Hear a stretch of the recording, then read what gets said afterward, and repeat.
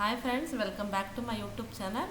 So today we will discuss some science important questions for your upcoming teachers recruitment exam. So ಇದು ತುಂಬ useful ಆಗಿರುವಂಥ video ಆಗಿರುತ್ತೆ. ಯಾಕಂತಂದರೆ ಎಲ್ಲ ಪಾರ್ಟಲ್ಲೂ ಫಿಸಿಕ್ಸ್ ಕೆಮಿಸ್ಟ್ರಿ ಹಾಗೆ ಬಯಾಲಜಿ ಮೂರು ಪಾರ್ಟಲ್ಲೂ ಕೂಡ ಒಂದಷ್ಟು ಇಂಪಾರ್ಟೆಂಟ್ ಕ್ವಶನ್ಸ್ನ ತೊಗೊಬಂದಿದ್ದೀನಿ. ಯಾವ ರೀತಿ ಕೇಳ್ಬೋದು, ಇದು ಪ್ರಾಕ್ಟೀಸ್ ಕ್ವಶನ್ಸ್ ಅಂತಲೇ ಹೇಳ್ಬೋದು. ಇಲ್ಲಿ ಅಡ್ವಾನ್ಸ್ಡ್ ಮತ್ತು ಅಪ್ಲಿಕೇಶನ್ ಬೇಸ್ಡ್ ಕ್ವಶನ್ಸ್ ಆಗಿರುತ್ತೆ. ಸೊ ದಯವಿಟ್ಟು ವಿಡಿಯೋನ ಯಾರು ಮಿಸ್ ಮಾಡದೆ ಕೊನೆವರೆಗೂ ನೋಡಿ. ಹಾಗೆ ಇನ್ನೂ ಯಾರು ನಮ್ಮ ಚಾನಲ್ ಸಬ್ಸ್ಕ್ರೈಬ್ ಆಗಿಲ್ಲ ದಯವಿಟ್ಟು ಸಬ್ಸ್ಕ್ರೈಬ್ ಆಗಿ ಅಂತ ಹೇಳ್ತಾ ಕ್ಲಾಸ್ನ ಸ್ಟಾರ್ಟ್ ಮಾಡ್ತಾಯಿದ್ದೀನಿ.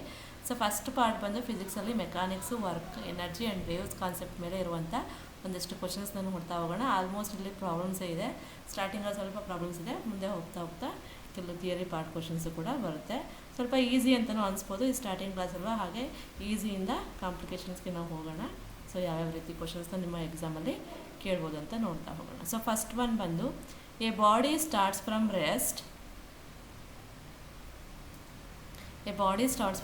and accelerates at 4 meter per second square for 6 seconds. Final speed is ಅಂತ ಕೇಳಿದ್ದಾರೆ.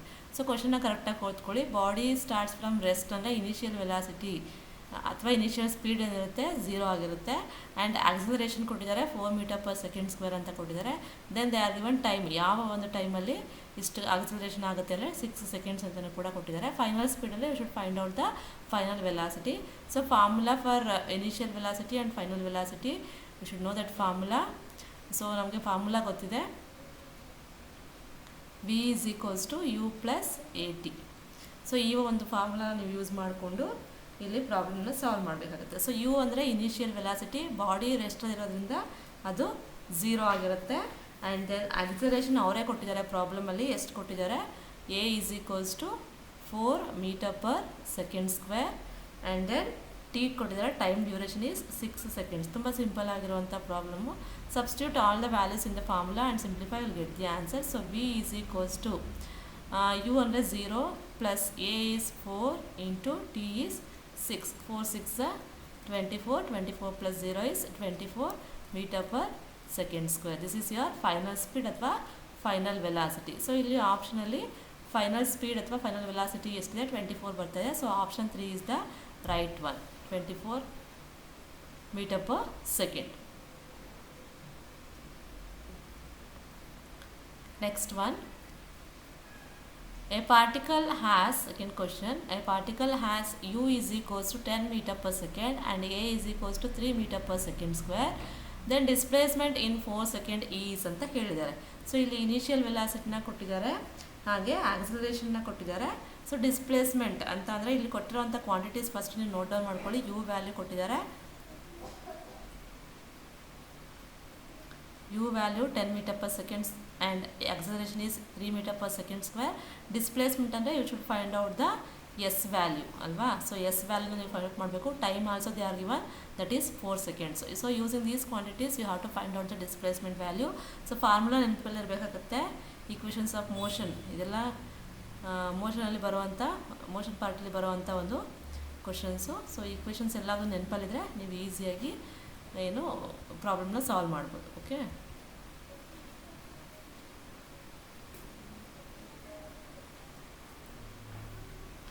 ಸೊ ಫಸ್ಟ್ ಏನು ಮಾಡಬೇಕು, ನೀವು ಇಲ್ಲಿ ಫಾರ್ಮುಲಾ ಏನು ಬರುತ್ತೆ ಫಸ್ಟ್ ಅದನ್ನು ಬರ್ಕೊಳ್ಳಿ, ಅಥವಾ ಕೊಟ್ಟಿರೋಂಥ ಡೇಟಾಸ್ನ ಫಸ್ಟ್ ಬರ್ಕೊಳ್ಳೋಣ. ಸೊ ಏನು ಕೊಟ್ಟಿದ್ದಾರೆ, ಇನಿಷಿಯಲ್ ವೆಲಾಸಿಟಿ ಕೊಟ್ಟಿದ್ದಾರೆ, u is equals to 10 meter per second. And then they are given acceleration, that is 3 meter per second square. And they are given time duration, that is 4 seconds. Time is 4 seconds. How to find out the displacement, s is equals to how much. So quantitiesನ ನೋಡ್ತಿದ್ದೆ, physical ಕ್ವಾಂಟಿಟೀಸ್ನ ನೋಡ್ತಿದ್ದಂಗೆ ಹೇಳಬೇಕು. So formula ಬಂದು s is equals to ut plus of at square. So ut and a value they are given in the problem. You should find out the displacement s. S is nothing but displacement here. So u value ಏನಿದೆ, initial velocity 10 and t value is 4 plus of a value is 3. Half into 3 into t square becomes 4 into 4 ಅಂತ ಬರ್ಕೊಳ್ಳೋಣ. So ಇಲ್ಲಿ 2 1s 2 2s cancel ಆಗುತ್ತೆ. So 10 4s 40 plus 3 2 6 6 4s 24. So 40 plus 24 ಅಂದರೆ 64 metre, ಇದು displacement value. So 64 metre ಆಪ್ಷನ್ನ ನೋಡ್ತಾ ಹೋದರೆ 28 metre, 32 metre, 40 metre and 44 metre ಅಂತ ಕೊಟ್ಟಿದ್ದಾರೆ. ಸೊ ಐ ಥಿಂಕ್ ಲಾಸ್ಟ್ ಒಂದು ಪ್ರಿಂಟಿಂಗ್ ಮಿಸ್ಟೇಕ್ ಆಗಿದೆ ಇಲ್ಲಿ. ಇದು 64 ಆಗಿರುತ್ತೆ. Last one fourth option is having 64 meter. So make it correct. Next, third question. A 5 kg body experiences net force of 20 Newton.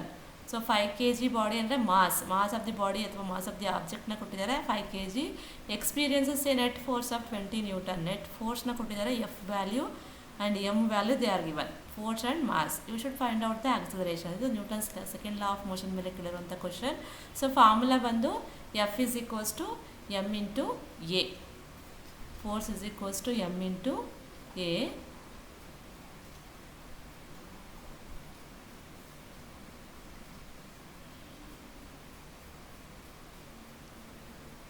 F is equals to M into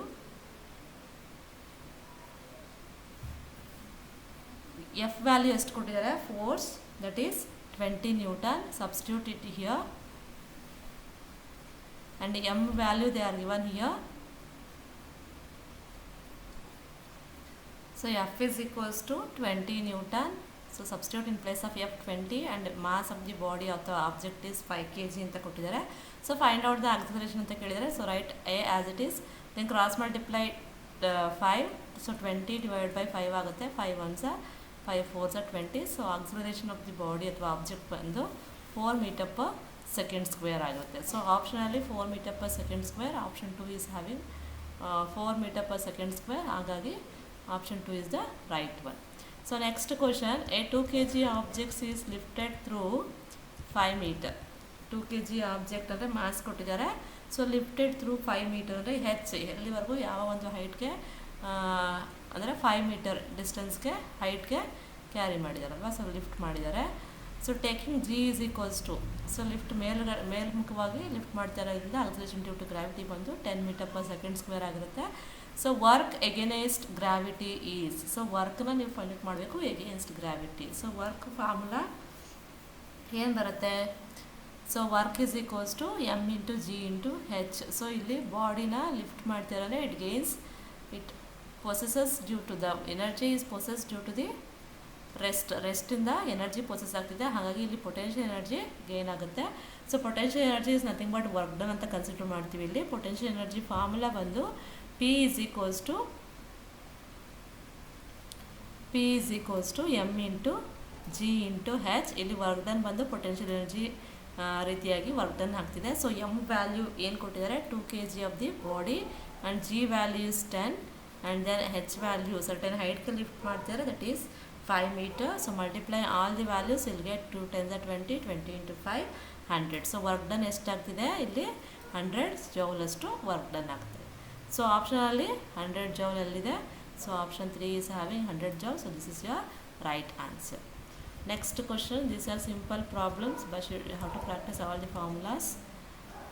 A 100 watt bulb operates for 5 hours.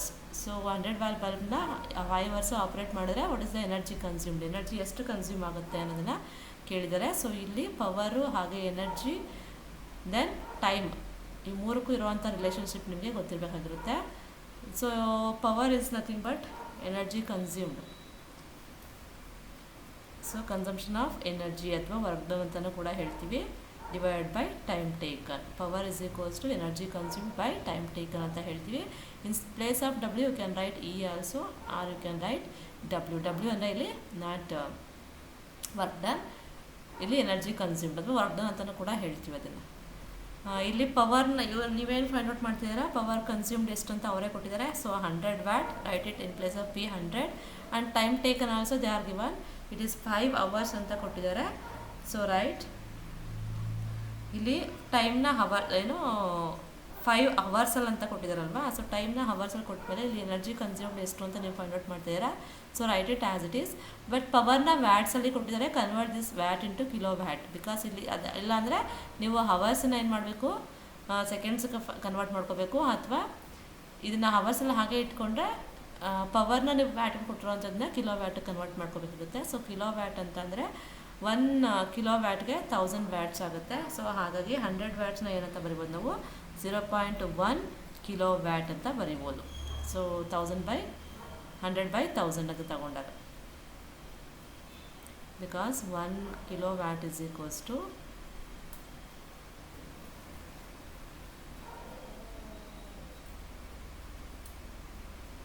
1000 ವ್ಯಾಟ್ಸಿಗೆ 1 kilowatt ಆದರೆ into for 100 ವ್ಯಾಟ್ಸ್ಗೆ ಎಷ್ಟು kilowatts ಅಂದರೆ 100/1000 ಮಾಡಿದ್ರೆ will get 0.1 kilowatt, that is equals to W/5 hours ಅಂತ ಬರುತ್ತೆ.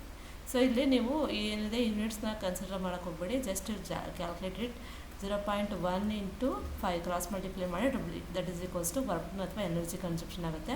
So 0.1 into 5 ಮಾಡಿದ್ರೆ will get 0.5, that is equals to 0.5 ಏನಿದು ಎನರ್ಜಿ ಕನ್ಸಂಪ್ಷನ್ ಯಾವ ಇದರಲ್ಲಿದೆ, ಕಿಲೋ ವ್ಯಾಟ್ ಹವರ್ಸಲ್ಲಿದೆ. ಸೊ ಇಲ್ಲಿ ಕಿಲೋ ವ್ಯಾಟ್ ಇಂಟು 5 ಅವರ್ಸ್ ಮಾಡಿದ್ರೆ kilowatt hours is the SI unit of energy consumed. Okay, so 0.5 ಎಲ್ಲಿದೆ ಆಪ್ಷನಲ್ಲಿ ನೋಡ್ತಾ ಹೋಗೋಣ. ಸೊ 0.5 ಕಿಲೋ ವ್ಯಾಟ್ ಹಾರ್ ಅಂತ ಕೊಟ್ಟಿದ್ದಾರೆ. So first option is the right one. So next question number 6.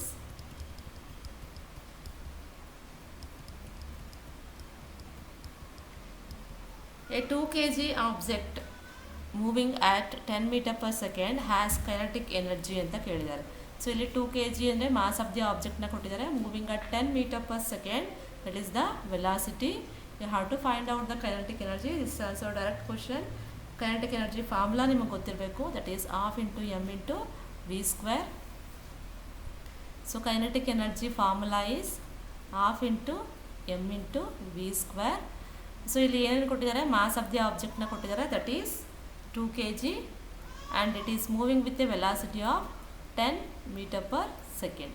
So substitute these two values in the formula. Kinetic energy is equals to ½ m ಎಷ್ಟಿದೆ 2 kg ಇದೆ into velocity is 10². 10 into 10 10² ಆಗುತ್ತೆ. So 2 get cancelled, then kinetic energy becomes 10 × 100 joules. This is the kinetic energy of the object. So 100 joules is in the option 3. This is your right answer. So next question, 7th question. A machine does 600 joules work in 20 seconds. What is the power? So power na kelidare. So ನಾನು already power formula ಹೇಳಿದ್ದೀನಿ, P is equals to W/T ಅಂತ. So work ಡನ್ನ ಕೊಟ್ಟಿದ್ದಾರೆ, ಎಷ್ಟು ಕೊಡ 600 joules and time is 20 seconds. Same formula, use it here. So P is equals to W/T. So W ಎಷ್ಟು ಕೊಟ್ಟಿದ್ದಾರೆ 600 joules, work ಡನ್ನ ಕೊಟ್ಟಿದ್ದಾರೆ. Time duration ಎಷ್ಟು ಕೊಟ್ಟಿದ್ದಾರೆ 20 seconds. ಇದು ನಿಮ್ಗೆ ಇಲ್ಲಿ ಯಾವುದೇ ರೀತಿ ಏನೋ ಅವರ್ಸ್ ಅಥವಾ ಇದರಲ್ಲಿ ಕೊಟ್ಟಿಲ್ಲ, ಹಾಗಾಗಿ ಸೆಕೆಂಡ್ಸ್ ಮತ್ತು ಜೌಲ್ಸ್ ಇರೋದು ಏನು ಕನ್ವರ್ಷನ್ ಇರೋಲ್ಲ ಇಲ್ಲಿ. So 0 get cancelled.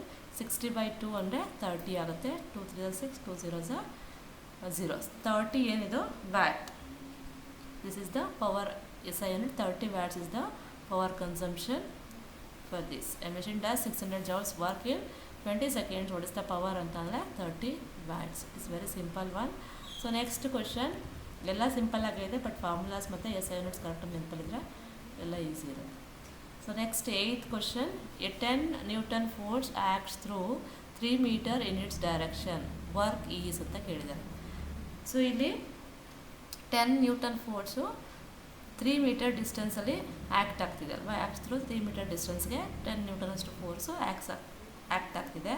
ಸೊ ಎಷ್ಟು ವರ್ಕ್ ಆಗುತ್ತೆ, ಎಷ್ಟು ವರ್ಕ್ ಡನ್ ಆಗುತ್ತೆ ಅಂತ ಕೇಳಿದ್ದಾರೆ. ಸೊ ವರ್ಕ್ ಡನ್ ಫಾರ್ಮುಲಾ ನಿಮಗೆ ನೆನಪಲ್ಲಿರಬೇಕು. So work done is nothing but force into displacement.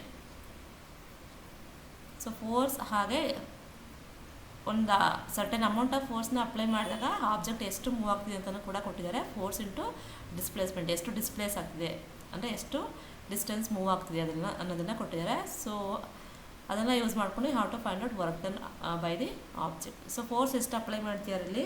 So force ಬಂದು 10 Newton ಅಷ್ಟು ಅಪ್ಲೈ ಮಾಡಿದಾಗ ಆಬ್ಜೆಕ್ಟು 3 meters ಅಷ್ಟು ಡಿಸ್ಪ್ಲೇಸ್ ಆಗ್ತಿದೆ.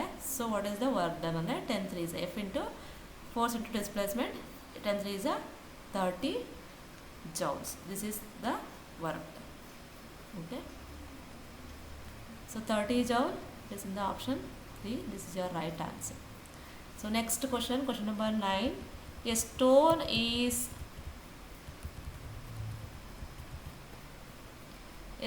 is thrown upward at 30 meter per second. Taking G is equals to 10 meter per second square. Time to maximum height is. So ಇಲ್ಲಿ ಒಂದು ಸ್ಟೋನ್ನ upward ಡೈರೆಕ್ಷನಲ್ಲಿ ಎಸಿತಾ ಇದ್ದಾರೆ. ಅಂದರೆ ಯಾವ ಒಂದು ವೆಲಾಸಿಟಿನಲ್ಲಿ ಅಂತಂದರೆ 30 metre per second square. So taking g is equals to 10 metre per second square time to maximum height. So maximum ಹೈಟ್ನ reach ಮಾಡೋದಕ್ಕೆ what is the time duration? You have to find out the time to reach the maximum height by the object. So ಇಲ್ಲಿ ನೀವು ಒಂದು ಅರ್ಥ ಮಾಡ್ಕೋಬೇಕು, object ಮೇಲಿಂದ ಬೀಳ್ತಾ ಇದ್ರೆ ಅಂದರೆ ಡೌನ್ವರ್ಡ್ ಡೈರೆಕ್ಷನ್ ಬೀಳ್ತಾ ಇದ್ರೆ ಗ್ರಾವಿಟಿ ವ್ಯಾಲ್ಯೂ ಏನಾಗಿರುತ್ತೆ? ಪಾಸಿಟಿವ್ ಆಗಿರುತ್ತೆ. ಸೊ ಇಲ್ಲಿ ಆಬ್ಜೆಕ್ಟ್ ಬಂದು ಅಪ್ವರ್ಡ್ ಡೈರೆಕ್ಷನಲ್ಲಿ ಮೂವ್ ಆಗ್ತಿದೆ, ಹಾಗಾಗಿ ಇಲ್ಲಿ ಗ್ರಾವಿಟೇಷನ್ ಏನಾಗುತ್ತೆ?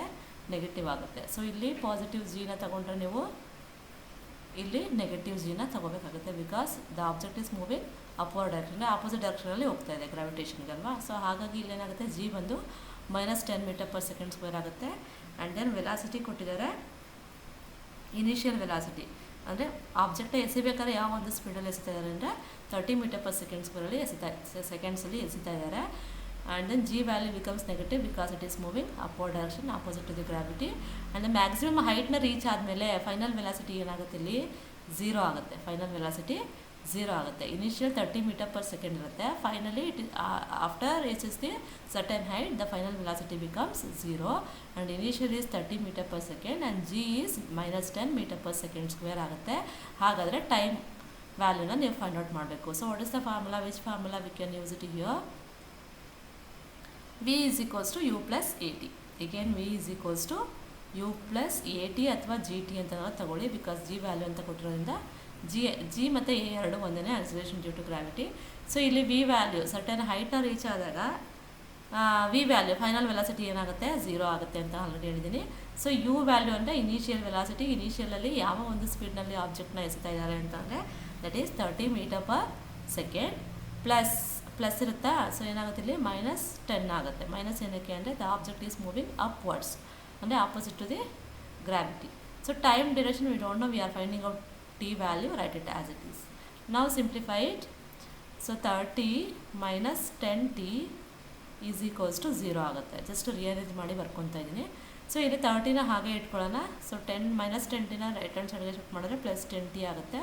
ಸೊ ಈಗಿನ cross multiply 30/10 is equals to t, then 10 ones are 10 3s. So t is equals to ಏನಾಯಿತು? 3 ಸೆಕೆಂಡ್ಸಲ್ಲಿ ಆ ಒಂದು ಆಬ್ಜೆಕ್ಟು ಮ್ಯಾಕ್ಸಿಮಮ್ ಹೈಟ್ನ ರೀಚ್ ಆಗ್ತಿದೆ ಅಂತಂದರೆ what is the time taken by the object to reach the certain height? Maximum height ಅಂದರೆ 3 second. That is option 2. ಗೊತ್ತಾಯ್ತಾ? Next one 10th question.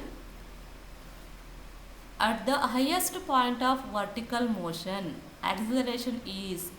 So highest point of vertical ಮೋಷನಲ್ಲಿ acceleration ಏನಾಗಿರುತ್ತೆ? 0 ಆಗಿರುತ್ತಾ? G upward ಆಗಿರುತ್ತಾ?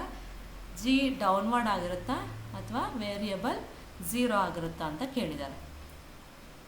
So ಇಲ್ಲಿ G ಏನಾಗಿರುತ್ತೆ ಅಂದರೆ downward ಆಗಿರುತ್ತೆ. Vertical motion ಅಂತಂದಾಗ the highest point of vertical motion ಅಂತಂದರೆ ಗ್ರಾವಿಟಿ ಏನಾಗುತ್ತೆ? Continuously pulls the object downwards. ನಾವು ಎಷ್ಟೇ ಮೇಲೆ ಕೆಸಿದ್ರೂ ಅದು ಆಬ್ಜೆಕ್ಟ್ನ ಡೌನ್ವರ್ಡ್ಸ್ ಆಗಿ ಸೆಳೀತಾ ಇರುತ್ತೆ ಅಲ್ವಾ. ಸೊ ಹಾಗಾಗಿ ಎಷ್ಟೇ ಹೈಟ್ನ ರೀಚ್ ಮಾಡಿದ್ರು ಅಲ್ಲಿ ವೆಲಾಸಿಟಿ ಏನಾಗಿರುತ್ತೆ? 0 ಆಗಿರುತ್ತೆ at the top. So gravity does not change. Gravity ಏನಾಗುತ್ತೆ? ಕಡಿಮೆನೂ ಆಗಲ್ಲ ಜಾಸ್ತಿನೂ ಆಗಲ್ಲ. ಸೊ ಗ್ರಾವಿಟೇಷನ್ ಪವರಿಂದ ಎಷ್ಟೇ ಹೈಟ್ನ ರೀಚ್ ಮಾಡಿದ್ರು ಆಬ್ಜೆಕ್ಟ್ನ ಕೆಳಮುಖವಾಗಿ ಅದು ಸೆಳೀತಾ ಇರುತ್ತೆ. ಹಾಗಾಗಿ always the acceleration is G downward. At the highest point of vertical motion ಅಲ್ಲಿ acceleration is g downward. So next 11th question. A 4 kg body moving at 6 meter per second has momentum. So momentum ನ ಕೇಳಿದ್ದಾರೆ. ಇಲ್ಲಿ ಏನೇನು ಕೊಟ್ಟಿದ್ದಾರೆ? Mass of the body ಕೊಟ್ಟಿದ್ದಾರೆ and then it is moving ಅಂದರೆ ವೆಲಾಸಿಟಿನ ಕೊಟ್ಟಿದ್ದಾರೆ. Mass into velocity is nothing but momentum formula m into v.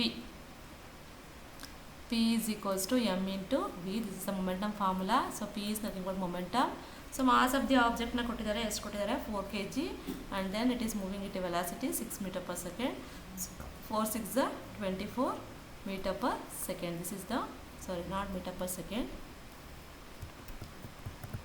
24. What is the SI unit of momentum? kg into meter per second. So 24 kg into meter per second. So where is 24 kg into meter per second? Option 3 is having 24 kg into meter per second.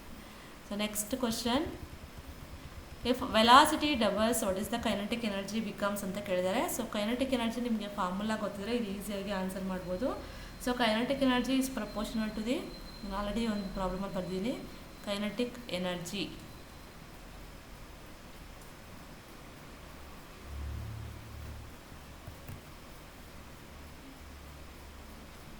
ಏನು ಬರುತ್ತೆ, of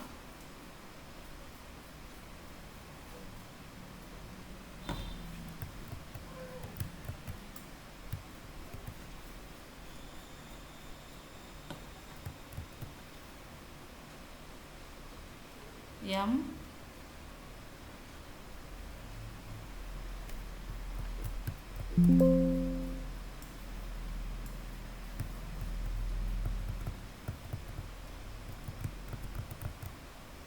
I'll write it here. Kinetic energy is equals to half mv square. So kinetic energy directly depends upon mass and it is directly depends upon square of the velocity. So what is the condition they are given in the question? If the velocity is doubled, so what is the new energy? What is the kinetic energy anta kelidaralva? So if the velocity is doubles, kinetic energy becomes, velocity double ಆದರೆ kinetic energy ಏನಾಗುತ್ತೆ, kinetic energy it becomes double ಆಗುತ್ತಾ, half ಆಗುತ್ತಾ, 4 times ಆಗುತ್ತಾ, 8 times ಆಗುತ್ತಾ. So ಇಲ್ಲಿ formula ನೋಡಿ ನೀವು. So kinetic energy velocity double ಅಂತ ಅಂದರೆ v ಸ್ಕ್ವೇರ್ ಇರೋದು 2v ಸ್ಕ್ವೇರ್. ಸೊ v ಇರೋದು 2v ಆದರೆ ಇದೇನಾಗುತ್ತೆ 2v ಸ್ಕ್ವೇರ್ ಆಗುತ್ತೆ. ಅವಾಗ ಎಷ್ಟು ಪಟ್ಟು ಜಾಸ್ತಿ ಆಗುತ್ತೆ, 4. 2 2s 4, ಸ್ಕ್ವೇರ್ನ ಒಳಗಡೆ ತಗೊಂಡ್ರೆ 4v ಸ್ಕ್ವೇರ್ ಆಗುತ್ತೆ. ಸೊ ಕೈನೆಟಿಕ್ ಎನರ್ಜಿ ಎಷ್ಟು ಪಟ್ಟು ಜಾಸ್ತಿ ಆಗುತ್ತೆ, 4 ಪಟ್ಟು ಜಾಸ್ತಿ ಆಗುತ್ತೆ. ಸೊ ಜಸ್ಟ್ ನೀವು ಡಬಲ್ ಅಂತ ಬರಲು ರಾಂಗ್ ಆಗುತ್ತೆ, ಬಿಕಾಸ್ ಇಲ್ಲಿ v ಸ್ಕ್ವೇರಿಂದ 2 ಸ್ಕ್ವೇರ್ ಆಗುತ್ತೆ. 2 square is nothing but 4. So 4 ಪಟ್ಟು ಜಾಸ್ತಿ ಆಗುತ್ತೆ. ಸೊ ಹಾಗಾಗಿ ಇಟ್ ಈಸ್ 4 ಟೈಮ್ಸ್ ಇನ್ಕ್ರೀಸಸ್. ಏನು, the velocity is doubles, the kinetic energy becomes 4 times increases. So next question, a wave has frequency 200 Hz and wavelength 1.5 meter, speed is. So wave has frequency 200 Hz ಇದೆ, frequency ನ ಕೊಟ್ಟಿದ್ದಾರೆ, and then wavelength of the wave ನ ಕೊಟ್ಟಿದ್ದಾರೆ. Between the two waves the distance is 1.5 meter. what is the speed ಅಂತ ಕೇಳಿದ್ದಾರೆ. So ಇದು ಒಂದು formula ನಿಮಗೆ ನೆನಪಲ್ಲಿ ಇರಬೇಕಾಗುತ್ತೆ. ಸೊ ಸ್ಪೀಡ್ ಮತ್ತು ಫ್ರೀಕ್ವೆನ್ಸಿ ಹಾಗೆ ವೇವ್ಲೆಂತ್ಗೆ ರಿಲೇಷನ್ಶಿಪ್.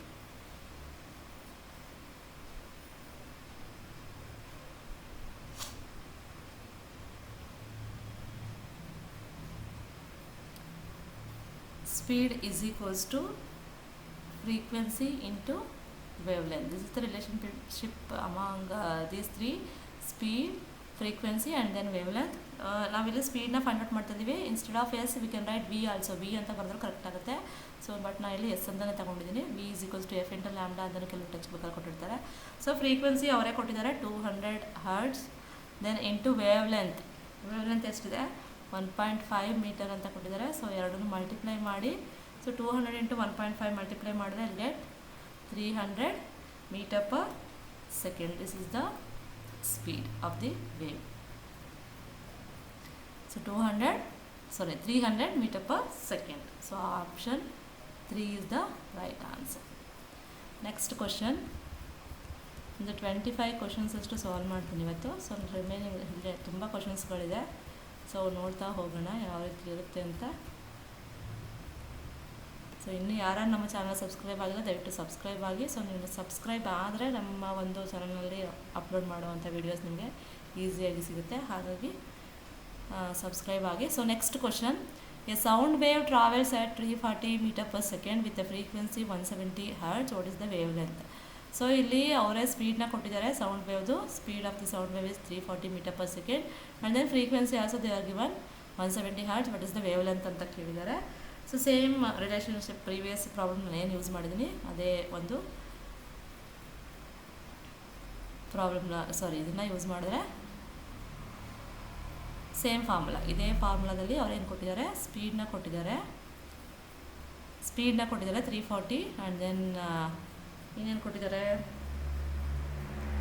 ಸ್ಪೀಡ್ ಆ್ಯಂಡ್ ದೆನ್ ಫ್ರೀಕ್ವೆನ್ಸಿನ ಕೊಟ್ಟಿದ್ದಾರಲ್ವಾ. ಸೊ ಸ್ಪೀಡ್ ಆ್ಯಂಡ್ ಫ್ರೀಕ್ವೆನ್ಸಿನ ಕೊಟ್ಟಿದ್ದಾರೆ. You should find out the wave length.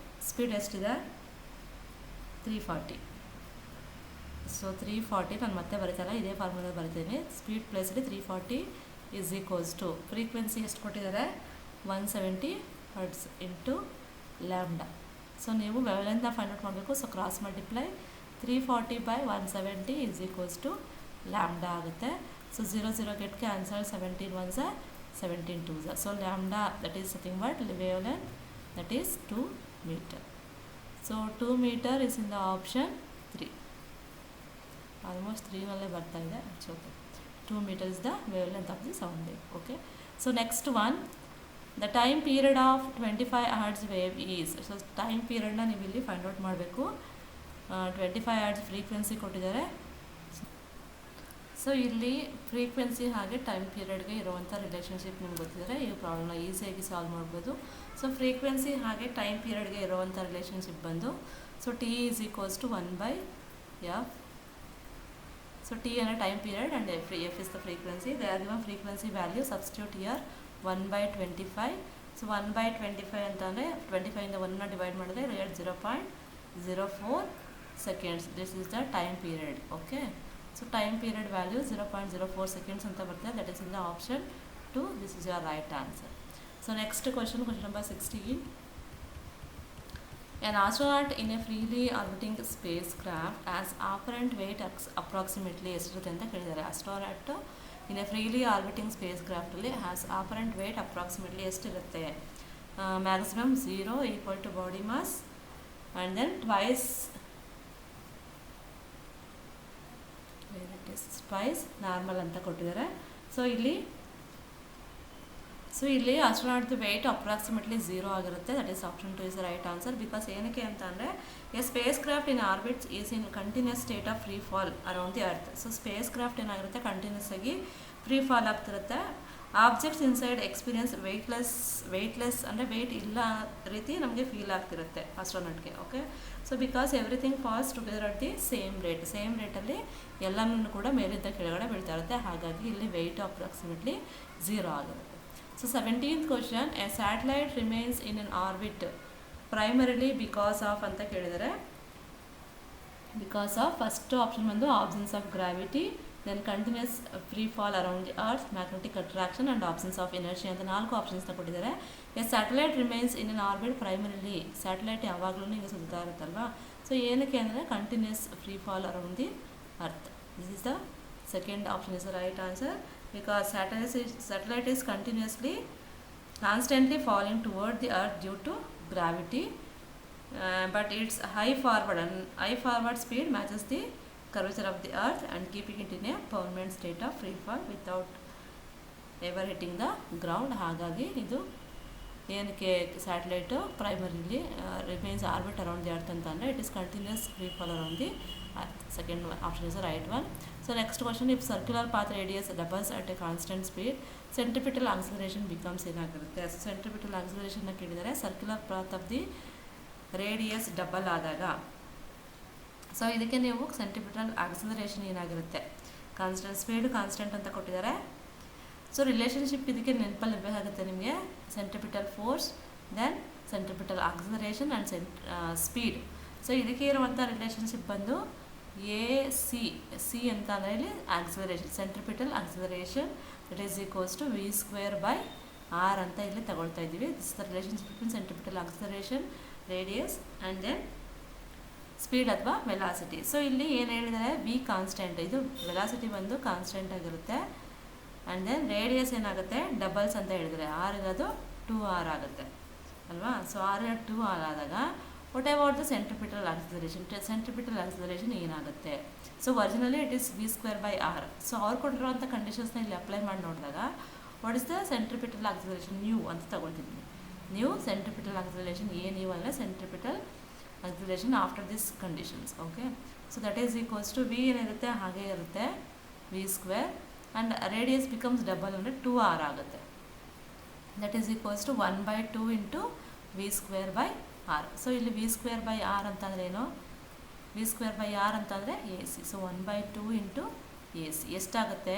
ಹೊಸ acceleration, new acceleration, centripetal acceleration half of the original centripetal acceleration ಆಗುತ್ತೆ. ಸೊ ಹಾಗಾದರೆ ಆಪ್ಷನ್ಸ್ನ ನೋಡಿ, ಇಲ್ಲಿ ಏನು ಕೇಳಿದ್ದಾರೆ? ಹಾಫ್ ಅಂತ ಹೇಳಿದರೆ, ಸೇಮ್ ಅಂತ ಹೇಳಿದರೆ, ಡಬಲ್ ಅಂತ ಹೇಳಿದರೆ, 4 ಟೈಮ್ಸ್ ಅಂತ ಹೇಳಿದರೆ ನಮ್ಗೆ ಏನು ಬರ್ತಾಯಿದೆ? 1/2 ಇಂಟು ಸೆಂಟ್ರಿಪಿಟಲ್ ಆಕ್ಸಲರೇಷನ್ ಅಂತ ಬರ್ತಾಯಿದೆ. So centripetal acceleration becomes half.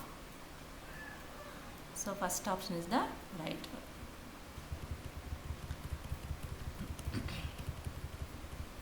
Next 19th question.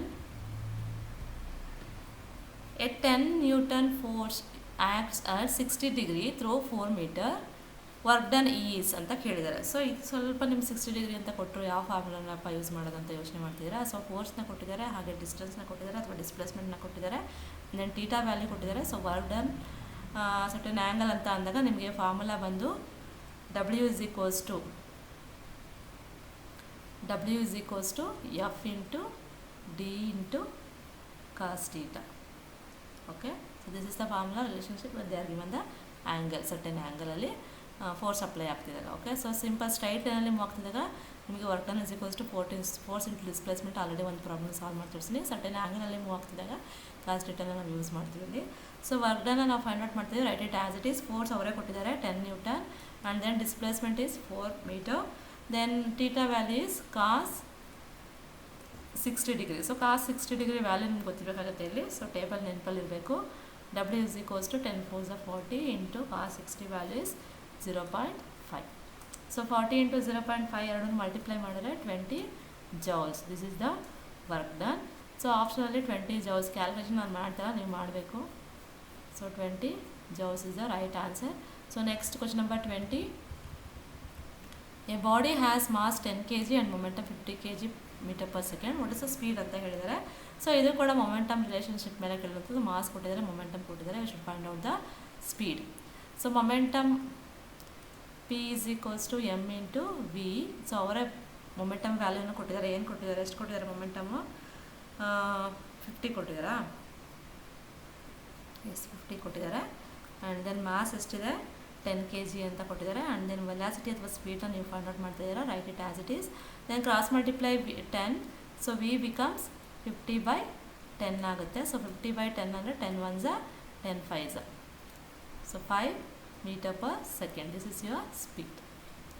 So 5 meter per second ಎಲ್ಲಿದೆ? Option 2 is the right answer. Simple problems, but formulas you have to remember. So next question.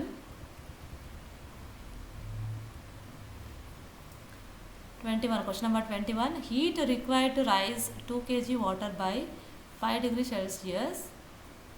And then seek value ಕೊಟ್ಟಿದ್ದಾರೆ. ಎಷ್ಟು ಕೊಟ್ಟಿದ್ದಾರೆ? 4200 joule per kg into degree Celsius is. So heat required, ಇದು ನಿಮಗೆ joules law of heating ಆ ಒಂದು concept ಮೇಲೆ ಕೇಳಿರುವಂಥ question ಆಗಿರುತ್ತೆ. Heat, electricity, magnetism and optics, ಇದು 10th ಸ್ಟ್ಯಾಂಡರ್ಡ್ ಸಿಲೆಬಸ್ಸು. ಸೊ ಈ ಒಂದು ಕಾನ್ಸೆಪ್ಟ್ ಮೇಲೆ ಕೇಳಿರುವಂಥ ಕ್ವಶನ್ ಇದು. So heat required to rise the 2 kg water by 5 degree Celsiusಲ್ಲಿ ಈ ಒಂದು ಮಾಸ್ ಇರುವಂಥ ಎಷ್ಟು ಅಮೌಂಟ್ ಆಫ್ ಹೀಟ್ ಬೇಕಾಗುತ್ತೆ, ಎಷ್ಟು ರೈಸ್ ಮಾಡೋದಕ್ಕೆ ಅಂತ ಕೇಳಿದ್ದಾರೆ. ಸೊ ಇಲ್ಲಿ ಏನು ಕೊಟ್ಟಿದ್ದಾರೆ ವ್ಯಾಲ್ಯೂಸ್ ಫಸ್ಟ್ ನೋಡ್ಕೊಳ್ಳಿ. So joules law of heating formula ಅಥವಾ ರಿಲೇಷನ್ಶಿಪ್ ನಿಮಗೆ ಗೊತ್ತಿರಬೇಕಾಗಿರುತ್ತೆ. ಸೊ ಯಾವ ಒಂದು ಫಾರ್ಮುಲಾನಲ್ಲಿ ಯೂಸ್ ಮಾಡ್ತೀವಿ ಅಂತ ಅಂದರೆ Q ಅಂದರೆ amount of heat, M into C ಅಂದರೆ charge, that is delta T time duration. Okay, so amount of heat V are finding out. Right it as it is. M ಕೊಟ್ಟಿದ್ದಾರೆ 2 kg, ಯಾವ ಒಂದು ಚಾರ್ಜಲ್ಲಿ 4200 into time duration is 5 seconds. Okay, so multiply all those. It is very simple, but you have to remember the formula. 5 2s are 10, 10 into 4200. So 10 into 4200 under 42,000 joules. This is the amount of heat required to rise 2 kg of water by 5 degree Celsius. Is to 42,000. This option 3. So next question, heat transfer through vacuum occurs by. So heat to vacuum ಅಲ್ಲಿ transfer ಆದಾಗ ಯಾವ ಒಂದು condition ಮೇಲೆ, ಯಾವ ಒಂದು process ಮೇಲೆ transfer ಆಗುತ್ತೆ? ಕಂಡಕ್ಷನ್ನ, ಕನ್ವೆಕ್ಷನ್ನ, ರೇಡಿಯೇಷನ್ನ, diffusion ಅಂತ ಕೇಳಿದರೆ. So conduction, convection both requires a physical medium conduction ಮತ್ತು ಕನ್ವೆಕ್ಷನ್ ಎರಡನ್ನೂ ಮೀಡಿಯಮ್ ರಿಕ್ವೈರ್ ಆಗಿರುತ್ತೆ. ಲೈಕ್ ಸಾಲಿಡ್, ಲಿಕ್ವಿಡ್ ಅಥವಾ ಗ್ಯಾಸ್ ಏನಾದ್ರು ಯಾವುದೋ ಒಂದು ಮೀಡಿಯಮ್ ಮುಖಾಂತರ ಮಾತ್ರ ಟ್ರಾನ್ಸ್ಫರ್ ಆಗುತ್ತೆ. ಸೊ ಈ ಟ್ರಾನ್ಸ್ಫರ್ ಥ್ರೂ ವ್ಯಾಕ್ಯೂಮ್ ಅಂತ ಕೇಳಿದರೆ ಯಾವ ಒಂದು ಪ್ರೊಸೆಸ್ ಇದೆ ಅಂತಂದರೆ that is nothing but radiation. Radiation uses only the electromagnetic waves. Heat ಇಲ್ಲಿ ನಾವು ಎಲೆಕ್ಟ್ರೋಮ್ಯಾಗ್ನೆಟಿಕ್ ವೇವ್ ಅಂತ ಕನ್ಸಿಡರ್ ಮಾಡ್ತೀವಿ. So which can passes through vacuum ಅಂದರೆ ಎಂಟಿ ಸ್ಪೇಸಲ್ಲಿ ಕೂಡ ಇದು ಟ್ರಾವೆಲ್ ಮಾಡುತ್ತೆ. So next one, 23rd question number 23. A metal spoon becomes hot in a tea. So metal spoonu tea ಅಂದರೆ hot ಟೀನಲ್ಲಿ ಹಾಕಿದಾಗ ಇಟ್ ಬಿಕಮ್ಸ್ ಹಾಟ್.